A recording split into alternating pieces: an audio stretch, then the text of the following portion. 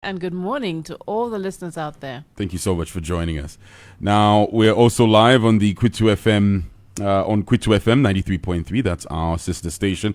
Also live on Kanele FM on 97.7 in Lundazi. Also live on the Hot FM Zambia Facebook page. Feel free to leave a comment and we will bring it up here as the show goes on. Now, Linda, as we start the program, kindly highlight more on the LCK Freedom Foundation you're establishing to promote and defend human rights and the Constitution through strategic and public interest litigation. Tell us all about this. Yeah, well, I think there's still a lot of work to be done in the civic space. Also be getting pledges from individuals as well as organizations to help support the effort. Okay. All right. And if one wants to get more information about the LCK Freedom Foundation, where do they go? We'll be setting up a Facebook page and a LinkedIn page in the next couple of days. But in the meantime, my public page, Linda Kasonde, on Facebook and Twitter has information about the launch. And you can get more information at infodesk@lck.co.zm. Is this a one-man band, or do you have a team that you're working with? Well, it's a small team, but yes, I do have people working with me. We have a board, and we also have a couple of employees. Okay. Mm-hmm. Well, all the best with this endeavor. Thank you very much. All right, let's begin our conversation. And it's started with the constitution-making process that we're seeing now in the country. How would you describe it currently? Is it inclusive and transparent enough currently? In fact, I would use words to the opposite of that. It has not been inclusive. There's been no real participation of the citizens in terms of, in essence, first of all, coming up with the terms of reference that the people of the technical committee will be going around the country getting soliciting opinions on. And also, the process itself is flawed just in terms of how it was set up.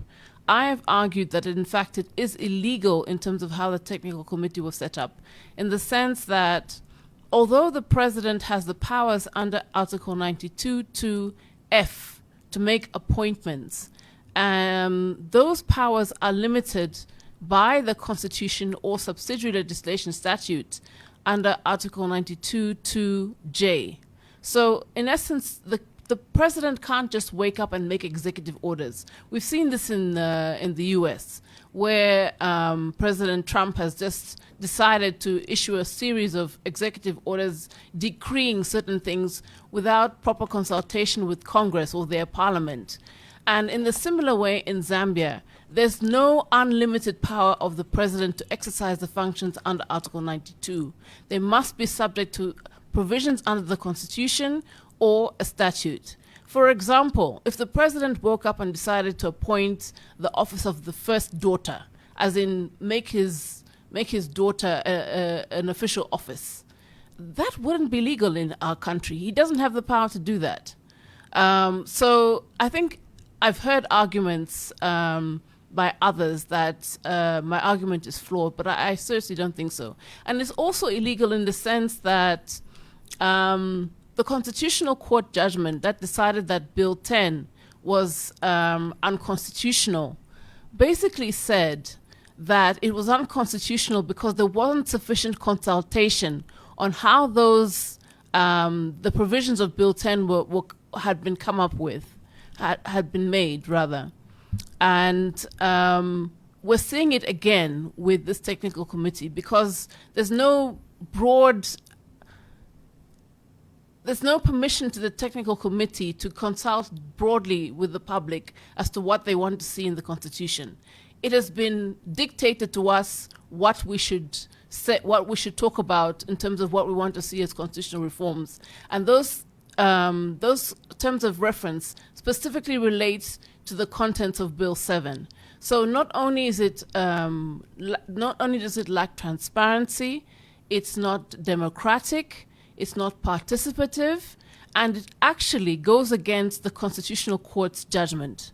So, in any other country, this would, these are constitutional crises where the government doesn't obey a court order, or the speaker doesn't obey a court order, especially the constitutional court. So the whole process is flawed right from the beginning. And we also have to mention that the time frame given to the technical committee to do this work is impossible. You can't effectively get consultation from the people in such a short period of time, 10 days. It's ridiculous. And, I've said on when initially it was announced that this technical committee would be set up, I actually said that the technical committee members should consider resigning if indeed the terms of reference go counter to what the people of Zambia want. And I think now that we've seen the terms of reference, I think they should strongly consider it, resigning that is, because this is not in the best interest of the country. It's not in the best interest of the people of Zambia. What's your response to Dr. O'Brien Kaba, who, a credible person who's countered what you're saying, says whatever the president did and the provisions he used, he's basically on firm ground. What's your response to what he said? I know you've seen what he said. Yeah. What's your response to him? Excuse me. Well, people are free to have different opinions. And that's why, as lawyers, we interpret the law. And sometimes we have different interpretations. I may not have a doctorate, but I think that my opinion is very sound. And I know that others, such as Professor Lumina, Kefas Lumina, also support the position that I've taken. So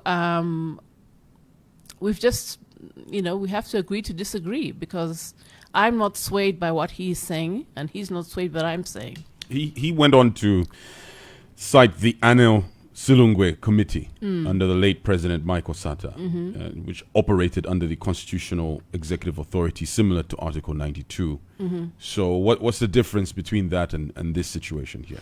Well, I would argue that it's exactly the same situation, and that had I been minded to do so at the time, I also would have pointed out that the government did not have the power to use those provisions to set up the technical committee as they did. So it was illegal back then as well? Yes, I would argue. There needs to be a legal framework under which these powers are exercised. So ideally, civil society have been calling for a specific statute to be created to protect the process and the content of constitution making. And that has been lacking in every single constitutional review commission and technical committee that we've had. And that has allowed the government to hijack the process and do what they want, to cherry pick what provisions to keep and what to remove once the report is finally tabled. But even back then in the technical committee, I've spoken to people who were on the 2011 technical committee, and even they have admitted that at the time there were calls for a legal framework to support the work that they were doing. So it's like I said, even if they didn't use a legal framework, I don't think that was the correct position. They should have had one. So are there any steps you take to protect the process, as you put it? Well, I think it's too late now. The process is underway. Ideally, like I said, there should be no constriction or constraint on what the people submit to any committee. In order to make effective consultations and have full participation of the Zambian people, you need to allow them sufficient time to go around the country and collect those views. And just as an example, the 2011 Technical Committee took over 2 years to do its work. And in fact, towards the end, they asked for an extension from the government because the time was not sufficient. So I don't know what magic this new technical committee is going to do to, go around the country in 10 days and submit a report in 1 month. It just looks like an impossible task to do it properly. Do you think the online provision that they're adding to this process will help with that? Well, Where people can submit online their thoughts on how this? many people have access to computers and smartphones? I mean, it restricts access. People should be allowed to come in person and present their views. because the majority of our people do not have access to such facilities.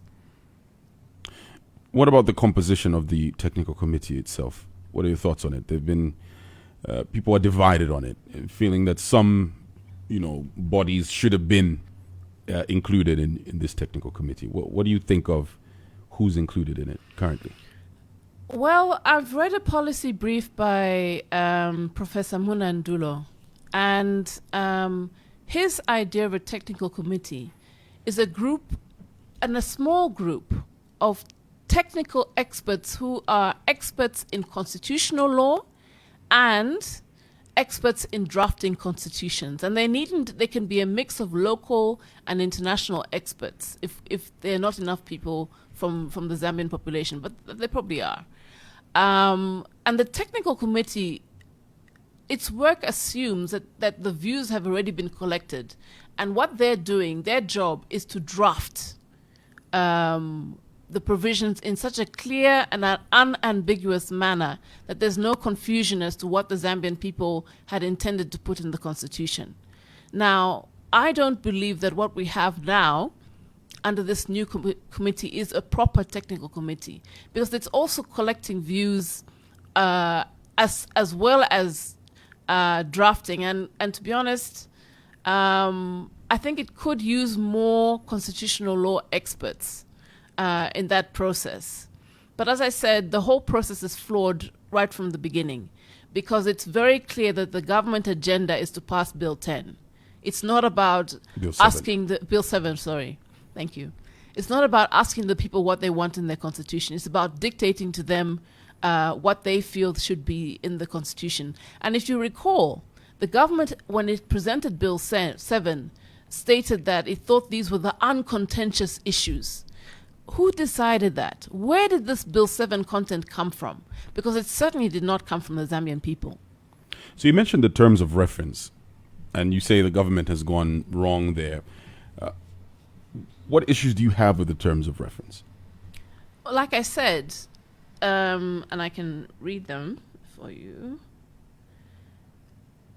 Like I said, they don't allow for the Zambian people to choose and to give their own opinion about what they want to see in the constitutional amendments. They basically have dictated the contents of Bill 7 and said, do you agree with this or not? That's basically what the people of Zambia are being asked to do. And that's not democracy. That's not full participation. That is not inclusivity. So how are terms of reference supposed to be? What's the right way of laying out terms of reference for a technical committee? They should be drafted in such a manner that allows for people to decide what they want to say, as opposed to dictating to them what they need to say. It should be a process by which the technical committee is not constrained in terms of the kinds of submissions it can accept. It should, if it's true constitutional amendment, if it's true constitution making, then the terms of reference should allow for as broad a perspective from the people as possible. How has this been dealt with in the past? There were terms of reference for the previous technical committee, and indeed, I think, if I'm not mistaken, the original technical committee was in 2011 was supposed to be a technical committee that basically took the previous commission's work and was supposed to draft. And then it was slightly amended so that the technical committee could go out and actually receive submissions. So that's it. It too probably was not a technical committee proper. It was a commission, just as this one is a commission. If you just tuned in, this is the Hot Seat here on Hot 87.7. Our guest is Linda Kasonde. She's LCK Freedom Foundation executive. If you have any comments, feel free to head over to our Facebook page. Leave a comment on the Hot FM Zambia Facebook page where this live video is rolling.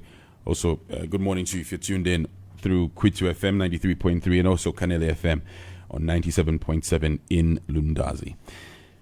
Now, Linda, I'd like to get your thoughts on how the government's performance on issues of governance, rule of law, and accountability since taking office have been for you? Well, the government sold itself when it came into power as a government of the rule of law and democracy. And I think on both fronts it's lamentably failing, in the sense that the civic space is shrinking. When civil society first engaged with the new government, it invited us to come forward and present what we would like to see in the new government. And we told them we'd like to see constitutional reform, reform of the Public Order Act, reform of the Cybersecurity and Cybercrimes Act, a reform of the NGO bill, or in fact withdrawal even of the NGO bill, and media freedoms. And also a strengthening of institutions such as the judiciary and offices such as the public protector. And on all fronts of all the things I've just listed, things have deteriorated. So the cybersecurity and cybercrimes law was not amended to make it more democratic or more in line with freedoms of expression and assembly as we had asked for. If anything, people are even more afraid to speak online now because they're afraid of being arrested for saying the wrong thing. That is not democracy. That is not a respect for human rights.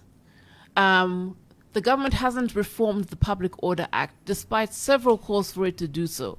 There's been a draft public gatherings bill which is gathering dust somewhere, which would have allowed people to assemble freely. But even under the current Public Order Act, the police are not permitting people to gather. Since 2021, I think I can count on one hand the number of public rallies that there have been by opposition parties, if any. And that is, again, not democracy. It is not respecting the right of freedom of assembly of the people of Zambia. People are afraid to gather in churches because they feel that they might be dispersed. Again, that is not a symbol of democracy. We've also seen attempts by the government to introduce an NGO Act which will constrain the activities of civil society. Again, civil society is a watchdog, it's a check on government.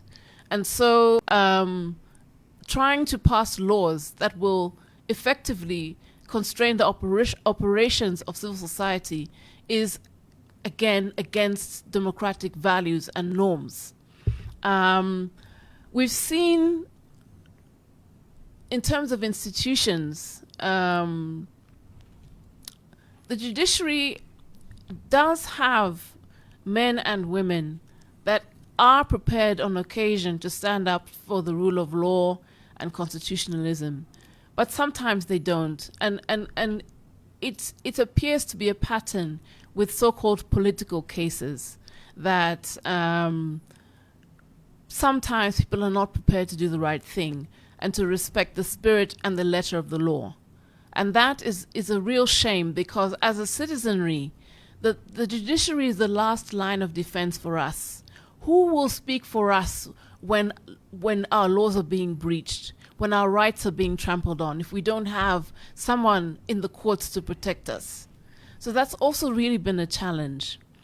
And offices such as the public protector really need to be strengthened so that there's full accountability in terms of how the government runs. Right now, the powers of the public protector are very weak. And so there's less accountability on that front as well. We've also seen in terms of the judiciary how easy it is to remove judges without due process. How easy it is to appoint judges without a transparent process to make sure that we're getting the right people into that institution. And there have been calls from civil society for more stringent laws to be put in place to guide how these processes take place. And unfortunately, again, we're not seeing that. And on occasion, as we've seen with the constitutional ruling on the Bill 7, the government is even disobeying a constitutional court judgment. I mean, these are not signs of a healthy democracy. People should be able to express themselves freely, to gather freely, and to know that they're protected when they stand up for their human rights. You mentioned the public gatherings bill. Shouldn't the UPND government be given credit for moving that process forward and getting close to finalizing it? As they say, close but no cigar. I mean, we don't have it. Where is it? So they deserve no credit. No, I mean, when you actually do something, when it's actually passed, maybe then. But as at yet, it's still gathering dust somewhere. And then you also mentioned that people are afraid to speak. One would cite you as an example of someone who's free to speak. You speak freely. On your social media, same thing. Isn't that a contradiction as to when you describe the civil space as shrinking when you're able to speak freely? I speak freely because I have the conviction in what I'm saying, not because there are potentially no consequences for doing so. There might be, and other people have suffered consequences. You only have to think of people who are being prosecuted under the Cyber Crimes and Security Act, cyber laws rather.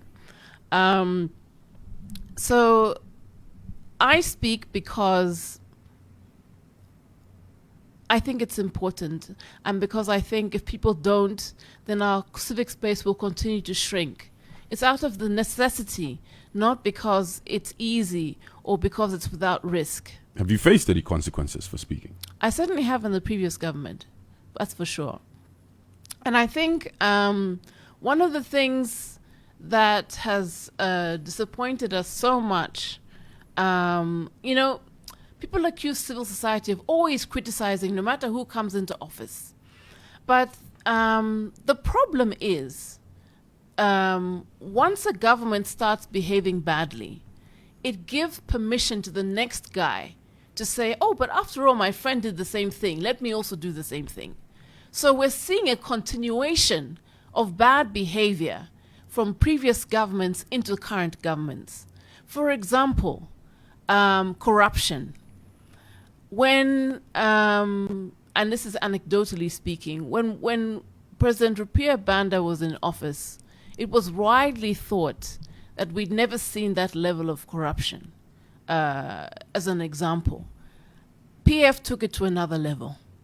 We're seeing corruption also in the current government because there's a continuation. People think, oh, it's also my turn to eat because somebody else ate before me. You see that? Are you then saying the UPND are worse than the PF? I'm not saying they're worse, but I'm saying they If you're saying haven't done. Usually it happens at the next organization or administration takes things to another level. Is that what you're describing now? Well, are we seeing that? For example, under the PF, political parties were oppressed and repressed, but they could still gather. We're not able to do that now. It's not happening. People are being imprisoned on a level that threatens the representation in Parliament. So in that sense, that is an example of something that is definitely getting worse. Absolutely.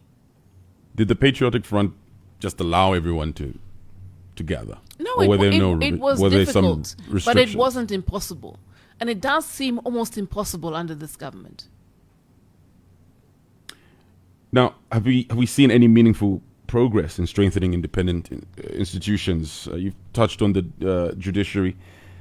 What about the Electoral Commission, for example?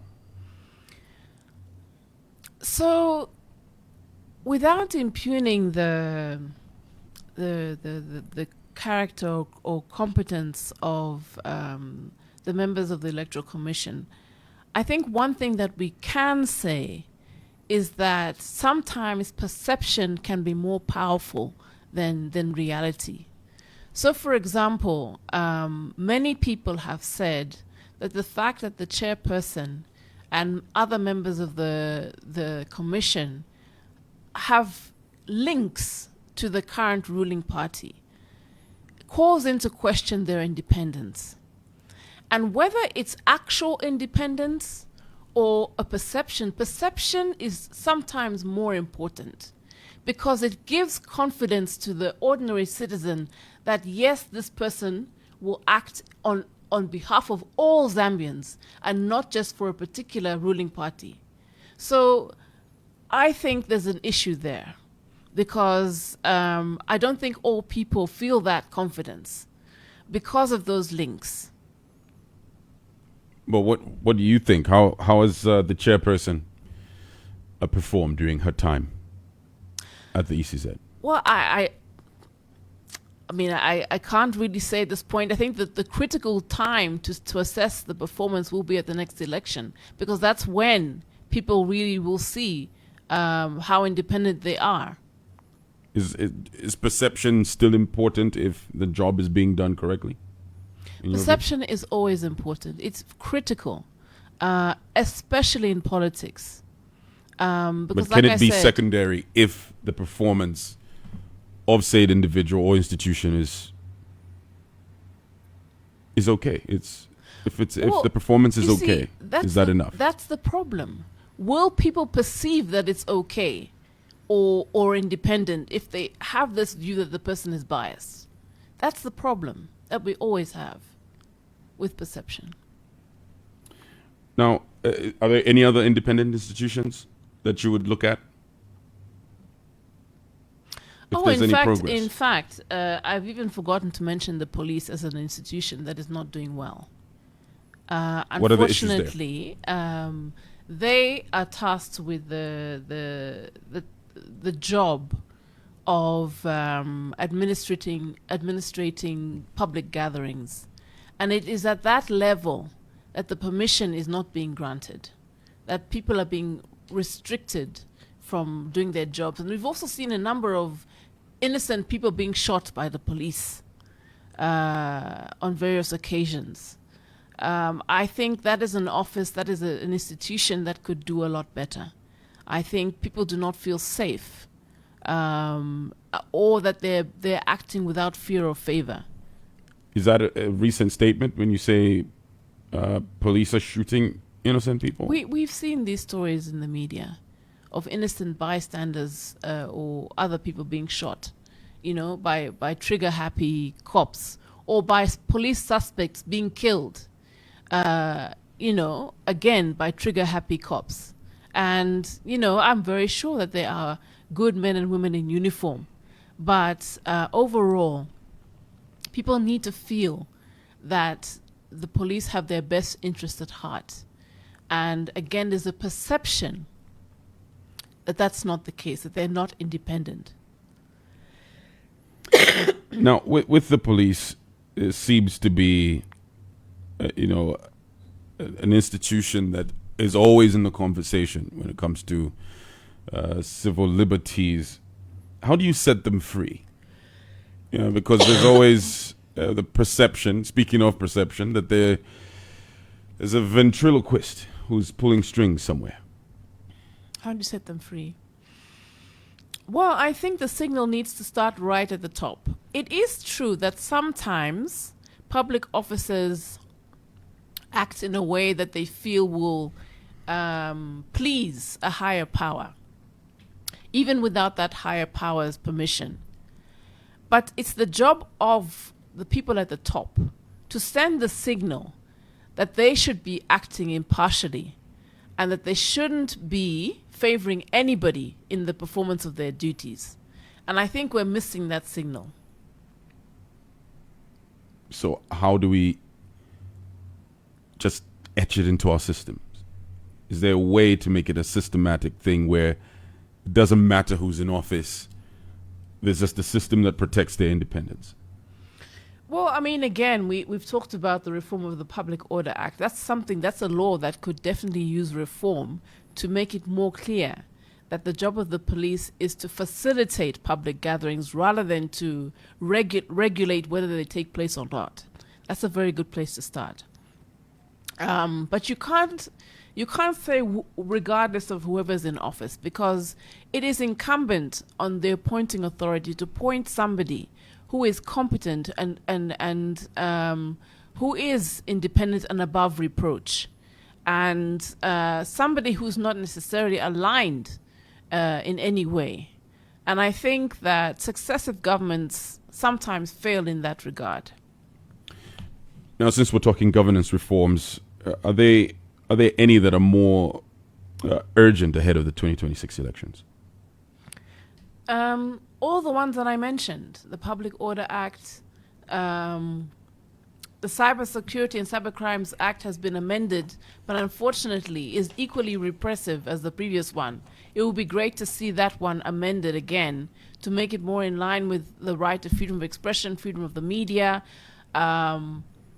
freedom of conscience, because people shouldn't be afraid to speak out.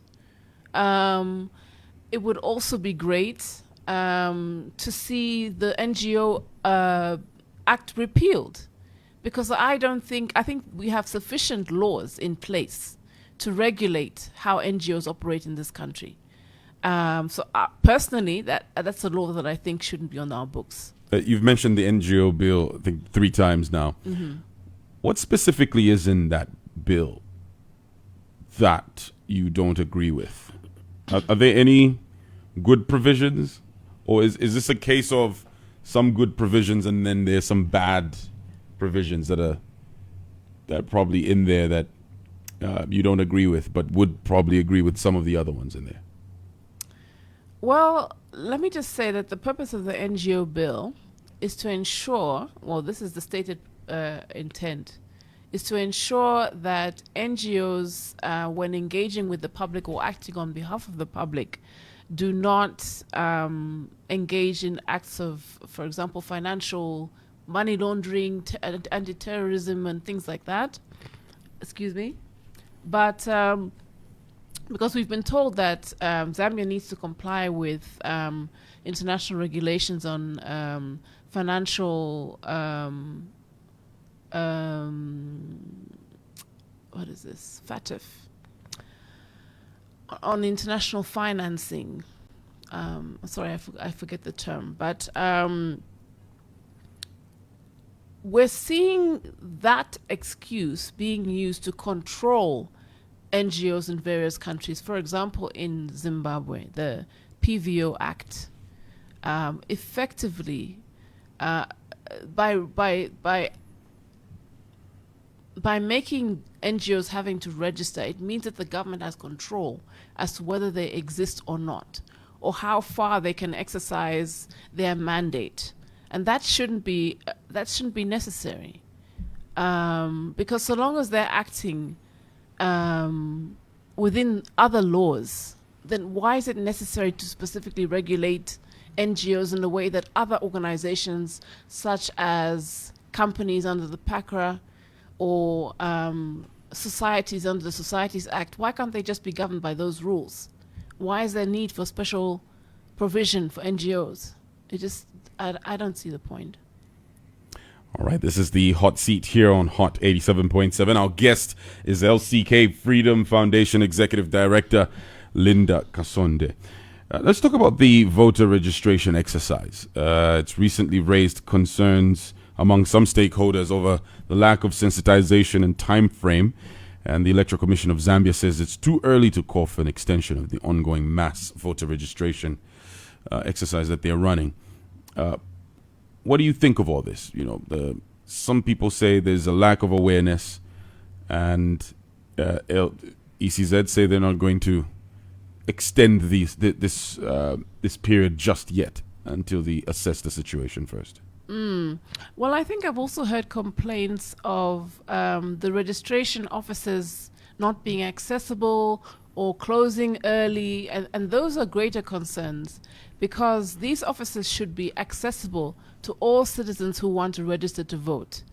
And I think that the ECZ could do a better job of making people feel comfortable that they're doing all they can do to make sure that these things are accessible and to sensitize citizens on the need to register. For example, some people don't need to register. For example, I'm a registered voter from the last election. I don't need to go out and register to vote. Do people know that? Are people just going to the registration office anyway? So these are things that need to be clarified. But what gives me great hope is in the last election cycle, there was a very short period of time within which people had to register to vote. And since then, they've introduced continuous voter registration. So voter registration has been ongoing since 2021. And I think that platforms like this are important to stress that it is important to vote. The people who fought for the independence of this country risked their lives so that we have the right to choose who governs us. And I think it's important for every citizen to perform that duty. It is a duty to make sure that our voice is heard and that our will is respected as a people. Now, what legal safeguards should be in place to ensure no eligible voter is disenfranchised?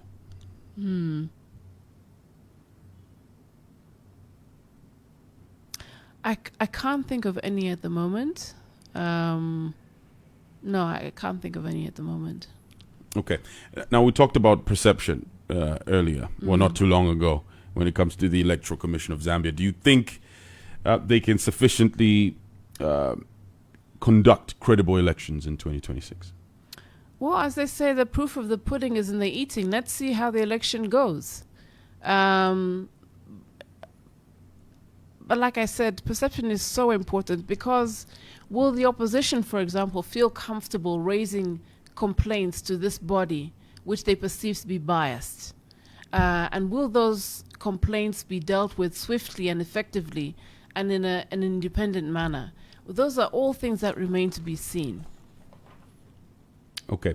Now let's talk about the political environment in the country today. You spoke about the Public Order Act or the Public Gatherings Bill, collecting dust, as you put it, and just the conduct of the police. Just to crystallize that, is there enough space for opposition parties to operate freely in this political environment currently? Well, not only are opposition political parties not allowed to gather, they're also being imprisoned at an alarming rate. Excuse me. So I think that the people who govern us need to appreciate that democracy is hard. It is hard. And sometimes you go into government with the best of intentions, but people are criticizing you, they're throwing stones, they're insulting you, and there's a temptation to say, let's remove all these distractions so that we can focus on our work.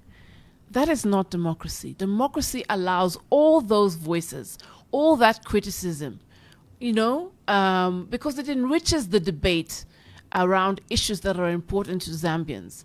And if you cut off all those voices, you'll remain in silence and you won't be able to know what's happening on the ground, which is a very dangerous place for a politician to be, because you are acting on behalf of all the people in Zambia.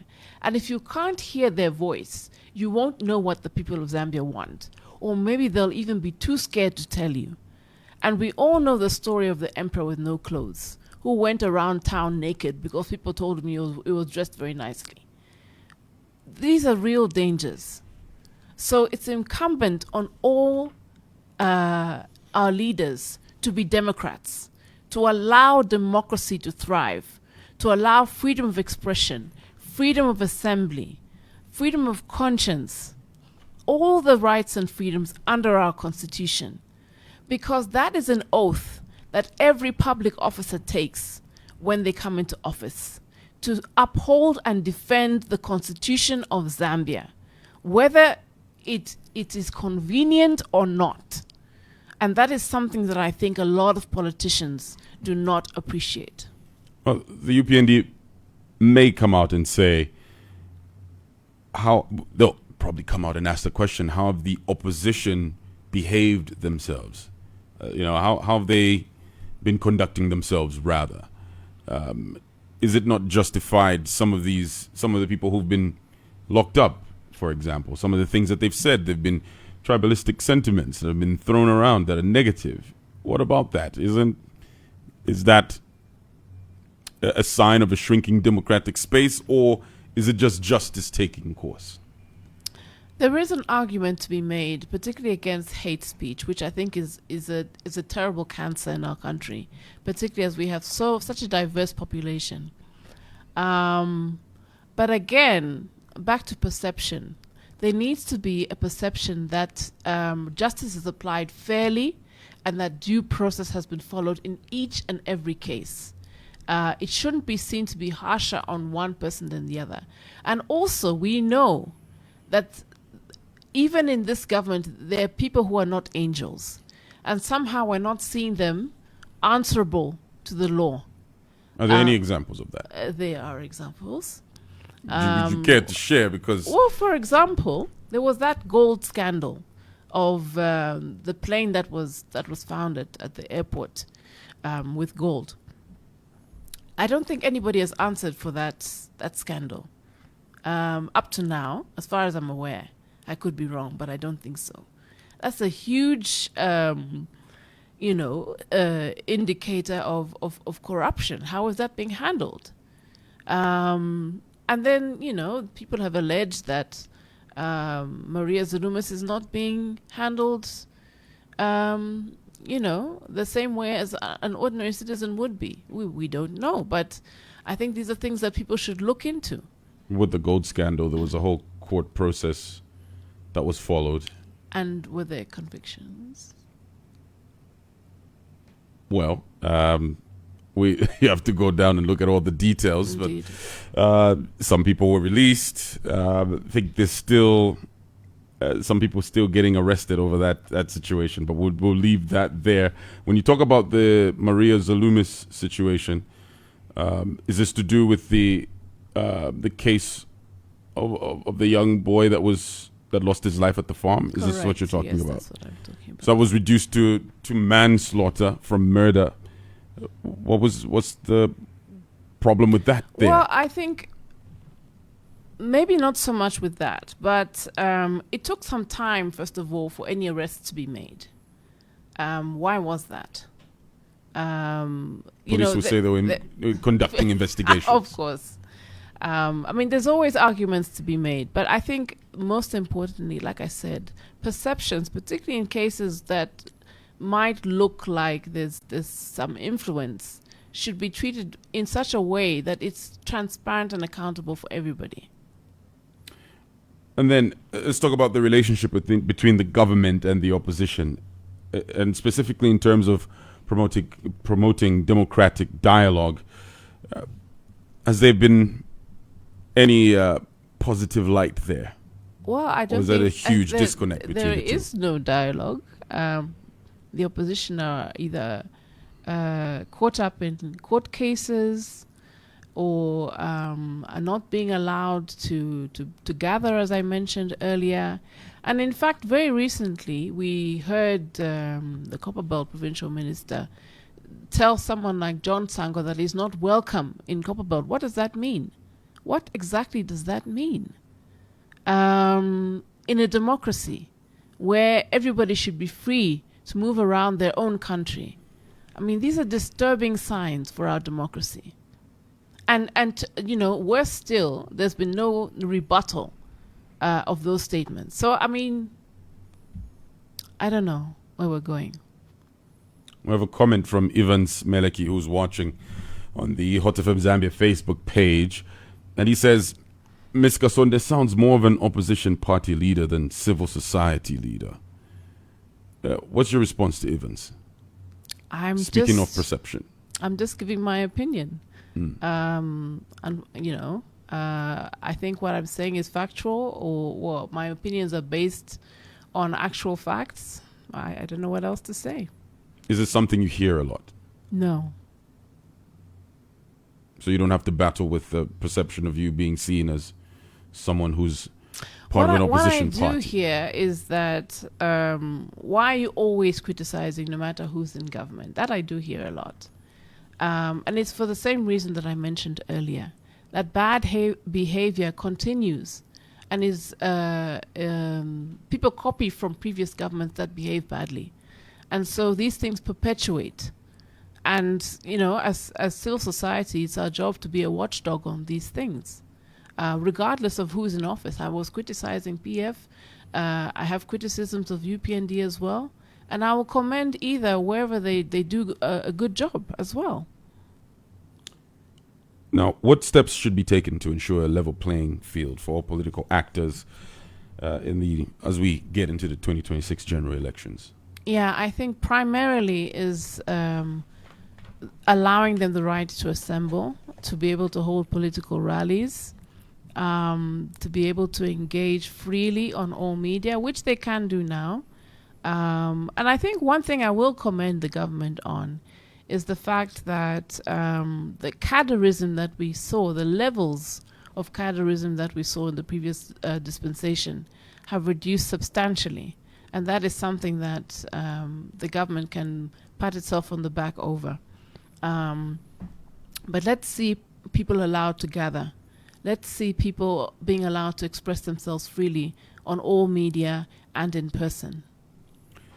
Now, yes, we're heading to the polls 2026. What advice would you give someone who's trying to make a decision as to who they should vote for?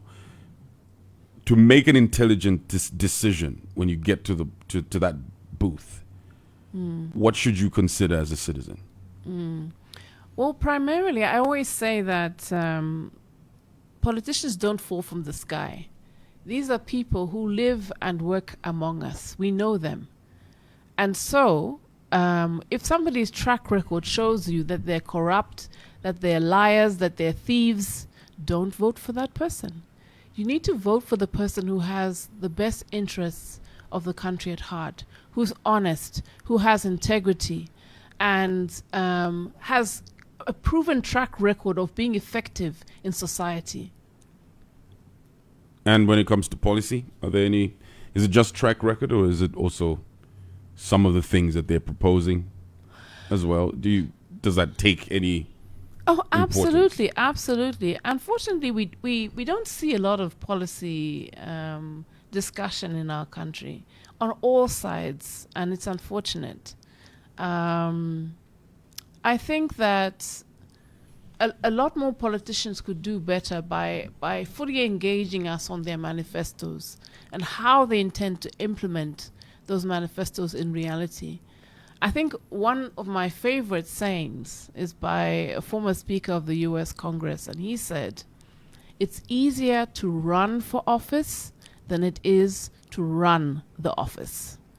And people also need to assess themselves as to whether or not they're fit for office themselves before they even put themselves out there. So have you got the right intentions? Do you have a plan? And is it implementable?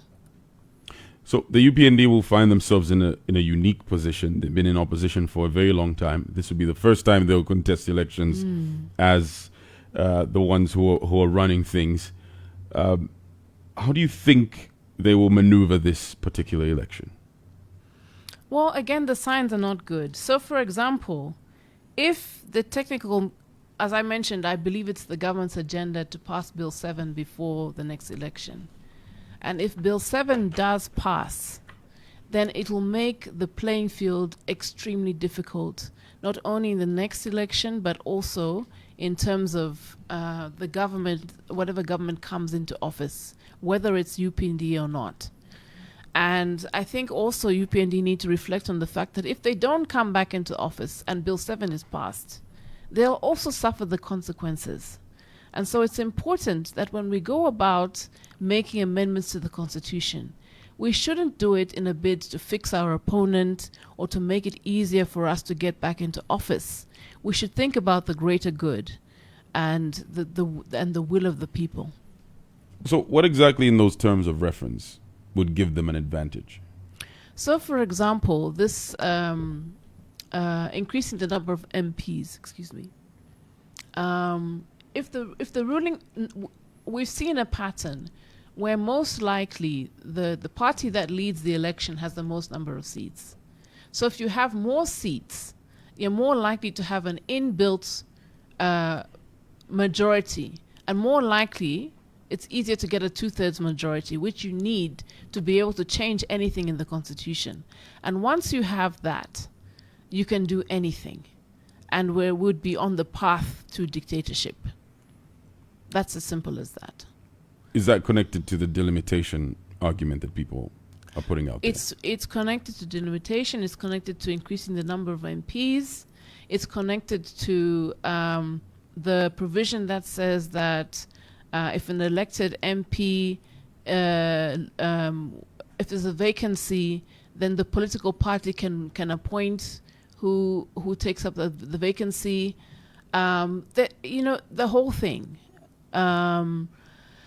So I think we need to be very careful when we make amendments. And again, I call upon the members of the technical committee to do the right thing. If you feel that this process is not in the best interests of our nation, I think you should make your position known and preferably resign, because it doesn't look like this is respecting what people have wanted or called for.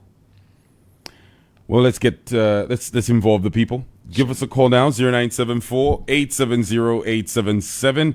Do you have a question or a contribution for Linda Kasonde, who is LCK Freedom Foundation Executive Director? Give us a call now. You're listening to the Hot Seat on Hot FM 87.7. It's time for you to call now and get involved. Call now and get involved. Hello, good morning. Hey, Makabwanji, Wandani, once again, peace. Another crew. Bwino Makabwanji. Nami wakasema, ile section tena kwa tena. Yes, wasipiso. Nakamba kwanga mami, nakamba bwino manini, but naona. As long as it's in black, but in opposition, ruling party kujana veze. Ukamba wazona mungo wazona chimozi ngakuze chirongamo zankara naite ndongabula chirongamo of them the day kwa ukenda kubwa kusoko zakara vendeliza utenza kushikira kudana pesa batenzo kamba vindu vanze as long as this kama please no listen you support the UPN to nani support the UPN kutiwine but maisha haona kuzichi takitika nikanziraba na kusogoro but nonanza tiwena ngwakanza sana bagenda zonga zikuru ya chabe so genda kusogoro sikenda usikamuna chika wa PF ndio choka hapo nikanitaka kutika please get ganzia future kusogoro wewe sio vile binti ra audio sima kama kuzadi wewe sio vile binti ra kanso ina mani tutika chaje tukakana mani tijabu inakuti serike ziko pasogoro hadi yonsa kazi gurio mazo sio vile gadasari yonsa for asijoni vezi not hadi yonsa kutia one side decided within drama ndio tenda ati achimani ba please na Africans wanzati na Zambia ntoto kweli mana isema chanchi babani ma leaders bakuru amina bayambana do position kuti bagwizana kwa kitu bari wanza chepa drama grievance please mwana batangira kapala Johnson ngwadona mzee kapani wandani kama kuti tinza vomena kushitoa fund kuri bantu benango antuma Zambia wanza fund seti gwizana spirit ndio funi gaza zonga zomse okay bakuru ku series in conclusion kusiza che as long as yakushateri bazungu bakushanche fund bazungu mstota the dumb of which kama kamba bazona siko mami Zikomo. Okay. All right. Said quite a lot of things there, but hopefully you just took down have a gist of what he said there. Give us a call now. Hello, good morning. Yes, morning. How are you? Good, thank you. How are you? Yeah, how are you, Madam Linda Kasonde? I'm well, thank you. And yourself? Thank you very much. Talking to local voice, known as Chinyama as well. Please go ahead, Chinyama. Thank you. First of all, you have blamed the technical committee, which was appointed tasked to look into our constitution. For which reasons, according to you? Because for me, you can only blame them when they are done their work. And that's the way to go. And there's no time for the constitution. Constitution are made any time within the range, meaning within the term that the UPND was given. When you look at the UPND, surely, are you not giving credit where it's due? Look at the credit that we had in this country. The debt structuring failed by the PF themselves. By this government, they didn't borrow that money, but they managed to restructure the debt to 94%. That's not okay. Look at the huge children that were in the street.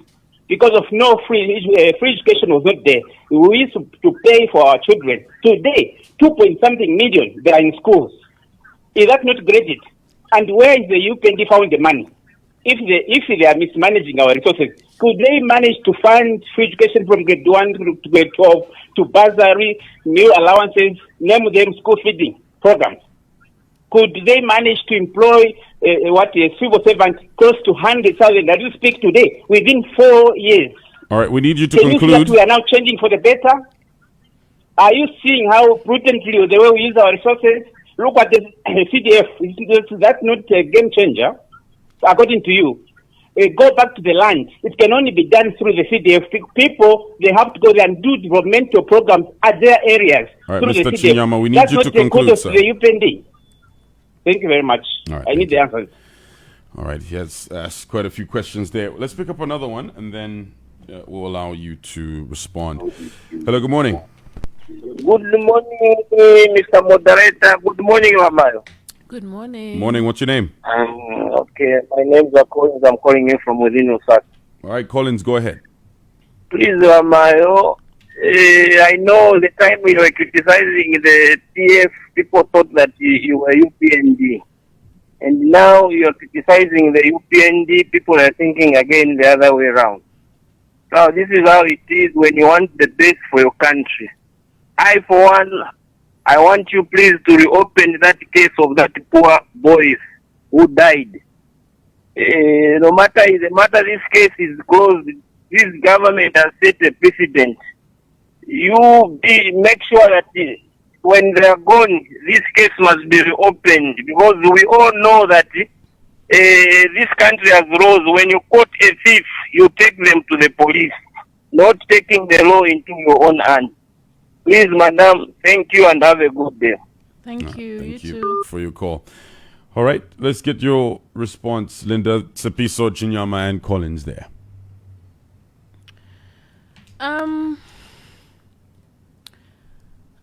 I think Tsepiso was just making comments. Was there a question?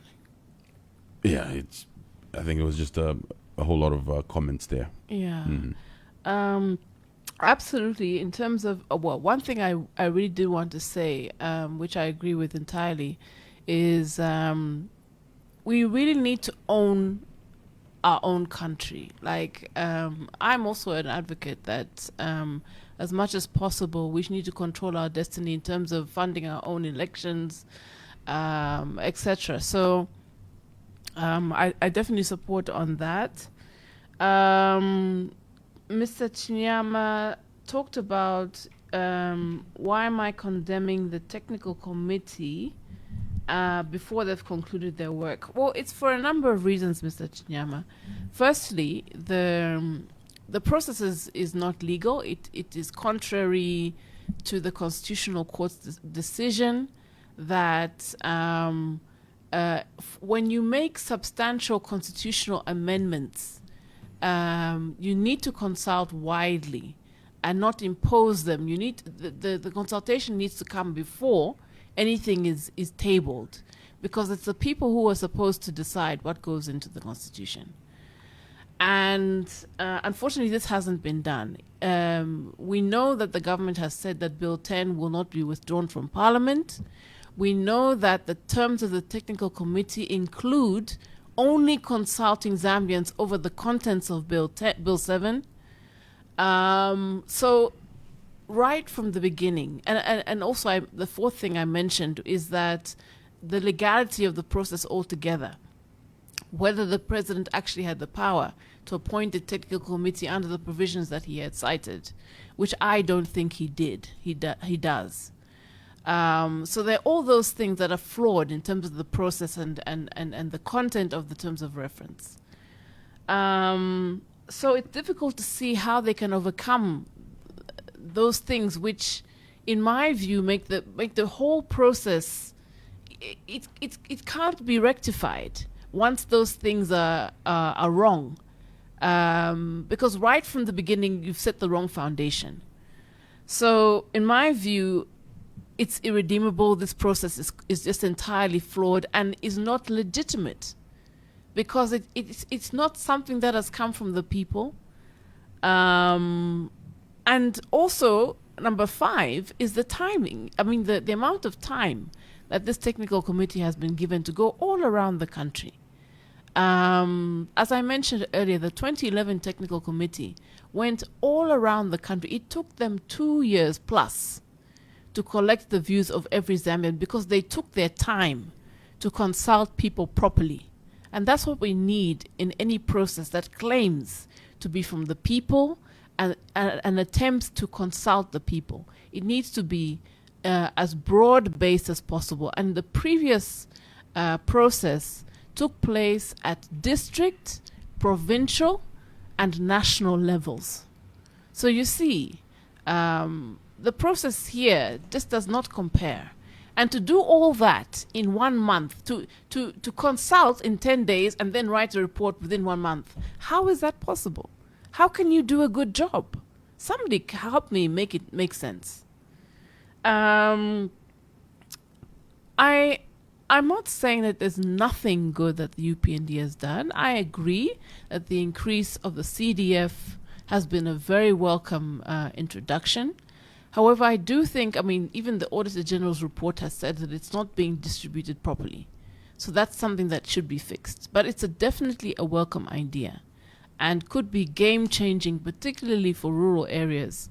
So we just need to tweak it so that the system is fair and that everyone has access to those resources that needs it. I guess with Chinyama, it's just also that perception that it's just criticizing all the time and there's no highlighting of the good things that the UPND are doing. Well, back to perception, isn't it? I guess so, maybe. But I think my job is also not to be a praise singer. I point out where there are challenges so that those challenges can be looked into. And I do so irrespective of which government it is. So I think in that sense that I've been fair across the board. So I don't think that, maybe I could have commended them on the CDF. I'm not sure if I did. Also good that free education is there. But again, there's need for improvement because we don't want the teacher-pupil ratio to be so broad that the education is meaningless. So that, yes, there has been some progress. I won't deny it. But I think it's my job to give my opinion where I think things are not going okay. Right. We also had a call from Collins. Any response for him? Yes, I think justice needs to be done, and it needs to be seen to be done, irrespective of who is in the dock, who is being prosecuted. And we just hope that the powers that be ensure that the processes are followed and that the case is satisfactorily resolved. Okay. Well, let's pick up some more calls. We'd love to hear from you. We have Linda Kasonde. She is LCK Freedom Foundation Executive Director. Call us now. What is your question or contribution? Call us now. We would love to hear from you. Hello, good morning. Hello, good morning. Good morning. What's your name? Abraham. All right, Abraham. What's your contribution or Yeah, question? my contribution is on bill 7. Yes. Ya UPND hapa. Lazima bill 7 is also some problem. Because when you delimitate, it's money. For example, ungamdelimitate constituency moja mpaka patatu, it means 3 TDS, 3 MPs. That's money. And they've employed a lot of people. More than 80,000 people servants. But this time we are paying them. Now, what happening about increase number you? But at the end of the day, but PF. But PF, they did a lot of things at the same time. As a result, Manjambo cancelling and a new allowance. New allowance cancelled. Why? They are doing a lot of things at the same time. We are supporting UPND, but I'm not supporting it because there's a problem. But that's just a good indram. You want to police some MP. Yeah, delimitation. And in 2026, we start paying my euro bond. But that's just a good indram. We have to start paying my euro bond. Where are they going to get the money? So that we twajiringa mu 2031 kwenda kumwambele twaipiringa. Not at this time. Wazankala munga mu unity basipo sema nchipenzo follow up tupateni tawala fola wai ndalama. Thank you very much. All right, Abraham, thanks for your call. 0974-870-877. Your question or contribution, very much welcome. Call us now. Hello, good morning. Yes, good morning. Good morning. We're good, thank you. How are you? Me, I'm okay. All right, what's your name? Nashmagi, Brother Morgan. Yeah. Brother Morgan, go ahead, please. In our culture, good morning, everybody. Good morning, the listeners. Good morning. So, for us, is the only point is that each political party form government to bring the constitution. We have still many constitution which is dormant, and many constitution which we have which is dormant. It's just if we want to have a constitution which can help us, we take it to the parliament, which the lawmakers to be enacted. Now, the point what I want to say that we took a long time ago to amend this constitution. Since in MMD in 1996, we saw that any presidential candidate shall be a true Zambian. Mother, father must be a Zambian. I know that in 1996 they wanted to hinder Dr. Kasonde because the other parents come from Malawi. And also in PF we saw that Michael Sata brought Simon Kabanda. He not signed a constitution that started. And after that, he suddenly died. And we saw Edgar Lungu signed that constitution now. Today is talking about alignment and that in 2016. And in 2010, they brought BSA, which failed in parliament. Now, UPN is bringing B7. We want more women in parliament. We want more youth in parliament. We don't want youth to be used as the tools of violence. We want to bring... All right, Brother Morgan, we need you to conclude, please. Governance issues. So the point what I want to say here to clear before I go, in this Constitution Bill 7, there is any problem. If there is a problem, which problem? Point the problem. If there is an issue which is good, point issue which is good. Don't just politicize everything. I thank you.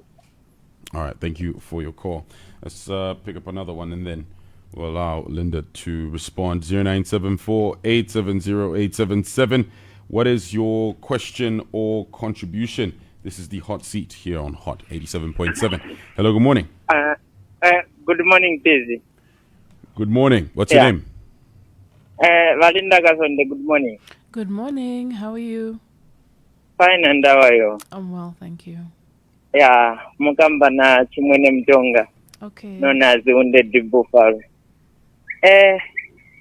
Kulingana na mwa kambira tamvera Valinda Kasonde. Question yanga.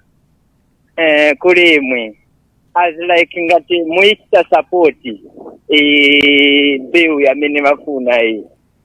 Iliko lu ya kuti ngati for example tienda ma election mwatinama then mukangiwa kushita deliver vintu then instead ya kushita step down kambaka kuti kutinama kuja kwe mwatinama simnasevenzerepo ilipo la mulo yo orobwanji ngati ilipo vashita step down yo even ishita support just because of tivutikiramo ndise vambiri maningi just because of same issue ya menei.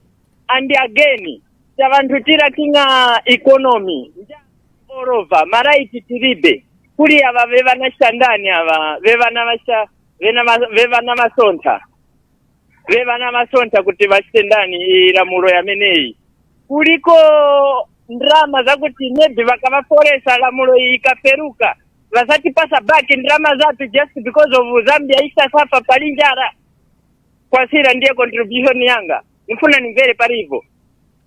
Okay, Zikoma. All right, Linda, go ahead and respond to those calls. Okay. First, there was a call from Mr. Abraham. Mr. Abraham says that Bill 7 will be very costly for Zambia, and I entirely agree with him. Because we currently have 156 elected MPs, and the proposal is to increase them to 211 elected MPs. That's correct. And then then an additional 20 seats for women, an additional 10 for youth, and 3 for disabled persons? Which in total is about 90 MPs. Currently, the lowest paid MP in Parliament gets above 1 million kwacha as a salary, if you like, per annum. And on top of that, they've got a constituency fund that they also paid, which is also about 1 million. So can you imagine adding another 90 MPs and finding that money to give them that money for the salary and for the constituency? It's a lot of money. So I entirely agree with this. And this is somebody who is a UPND supporter. So if I were the ruling government, I would pay very close attention to what he's saying. Not only that, as he's saying, CDF, if the number of constituencies increase, again, the cost will increase. I think what we should be doing is to make sure that, for example, in terms of delimitation, that constituencies get distributed according to their population, so that a large population is sufficiently covered by an adequate number of MPs, and where where there's a lower population, it can be co-opted into another constituency, for example. Brother Morgan, I think he started off saying that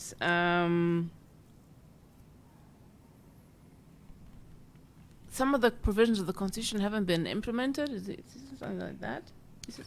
He referred to some constitutional reforms that were formulated to target certain individuals. Something that he touched on. Absolutely. For example, the presidential clause with President Kaunda. Absolutely. And I think that this is another example, Bill 7 is another example of trying to make sure that you have an advantage when you're in power. And so he also asked what are the problems with Bill 7. So aside from what I mentioned in terms of the huge increase in the number of MPs and the cost that will come with that, also there's a provision that allows, say there's a vacancy in an MP's office, it will allow the political party who sponsored that MP to replace that person without an election. Now, you might say that's good, we're doing away with the by-election, but say, for example, you have a very prominent MP who's an activist, and he's fighting for his constituents with all his might, but the party don't like him, okay? They can remove that person and put somebody else who is not elected by the constituency. And that creates problems because that defeats the aims of democracy. There's also provision that will reduce the qualifications of the secretary to the cabinet.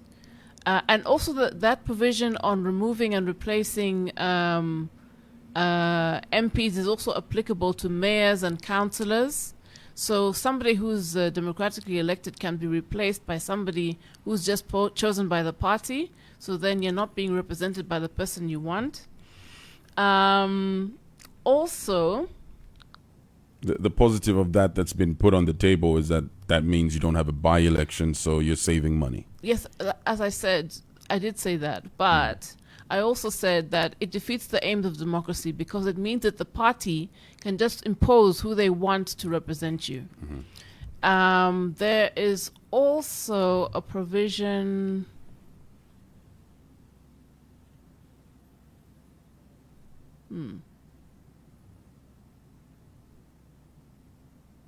Hang on a minute. right? Well, there's also the delimitation exercise, which is being misconstrued to mean that we need to create more constituencies, which is not the case. We just need to align the constituencies so that the ratio between the number of people being represented and the MP is not too large, according to a constituency, or too small either. Okay. We also had Chimwene who called in. Do you have any Mr. Mutonga? Chimwene Mtonga, yes. Yes, he's saying that every election people come and campaign and give promises which are never fulfilled. Is there anything that we can do about that? I wish there really was a law to challenge that. In some countries, if your MP is not representing you well, you can actually call them back from parliament because they're not performing. But unfortunately, we don't have that here in Zambia. But absolutely, currently the only way to punish our representatives who do not perform is to vote them out. And so again, as I mentioned earlier, with regards to the importance of registering to vote and of voting itself, please make sure you choose wisely. Okay. We have a comment from our Facebook page here on our live. Frank Sichone asks, if this government offers you a job, will you take it? If the answer is yes, will you continue speaking the way you're speaking? Pilato has proved otherwise. He has gone mute. What's your response? No, I have no intention of taking up a job in this government.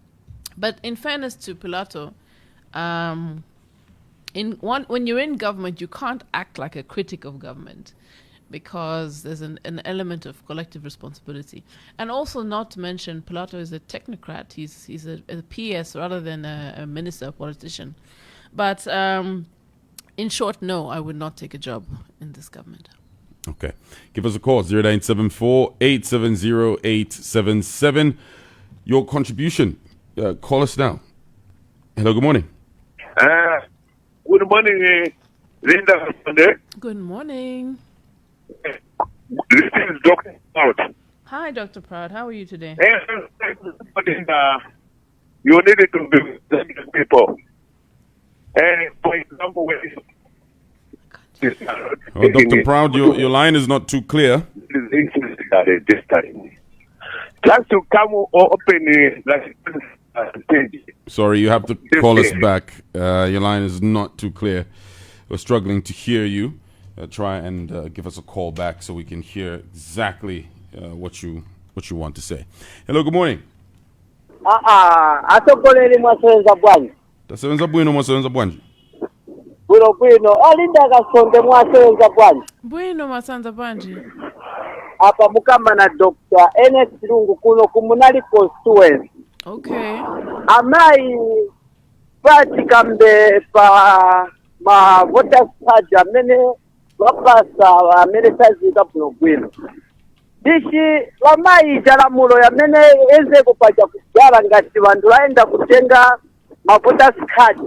Then ma opposition vachako tumalali vauzako vandu vao no endani mutenge ma voters card uku mkachoka kuno so malo mkatenge ijalamulo munaito sako olopwanji because vamene vachita va UPND vachamunga vatengesa ma voters card yakabvisira vantu vabva chabe kuri kutenga ma voters card but koenda kutenga ma voters card saziva madeni kutenga ma voters card kwa mtundu wa bwanji bill 7 vamai kodi bill 7 ameneyo azatista bwanji konsa kuti tosta vantu investese muri 1 month because ava va UPND vanauziwa kudala kuti ngati constitution yo yamene mufuna kupanga ya bill 7 endekezani next year my election afika kudala ikapita my election ngati mwawina then mkailete pa open kuti vantu vose vakapitemo then pamene mungabwere kuipitisa manje bill 7 mu parliament majeveva UPND amene vafuna chikulu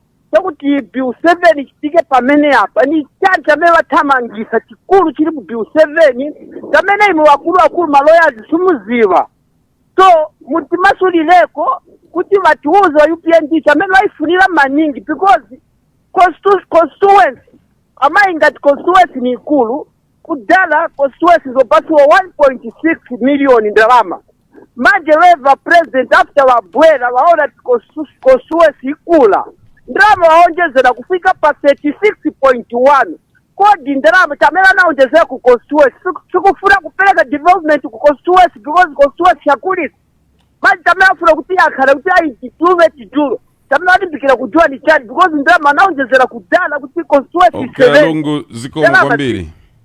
Okay, zikomo tilisera sogolera. All right. We also have a comment on Facebook from Mavuto Chipeta who says, Council, I think you're being insincere when you say that the freedoms of speech and assembly have worsened. You seem to forget that during the previous regime, every time opposition political parties or any group attempted to gather and speak, they were tear-gassed, dispersed and beaten. People were chased from radio stations, tear-gassed by police, and gadas and media houses were shut down. You yourself have said that you were a victim of suppression under the previous government. Now, 4 years down the line, you're freely expressing similar views without any reprimand from the police or the state. No opposition or civil society group has been tear-gassed or dispersed for simply gathering. In fact, you're on radio right now freely airing your views without harassment from police or cadres. In my view, the UPND has done much better in upholding the freedoms of expression and association compared to the PF era. There's no cadreism or suppression. However, I do agree with you that the time frame given to the technical committee is indeed too short. Just quoted that verbatim from Mavuto Chipeta. Your response to these, to the call and to the Facebook comment. Okay, I'll start with the last one first. I did actually agree that under this dispensation, one of the things they should be commended for is the fact that cadreism has reduced substantially.